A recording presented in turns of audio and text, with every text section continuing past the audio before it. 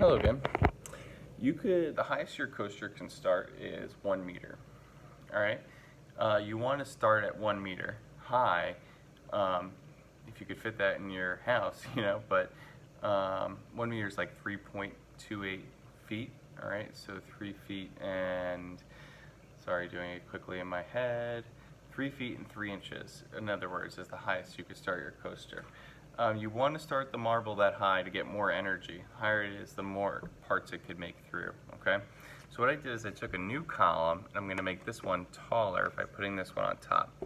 I snipped the bottoms just like I did before, and I'm basically going to attach it here, and you can see it goes pretty high up, okay?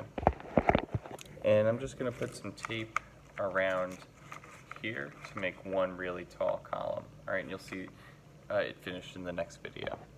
Make it straight though.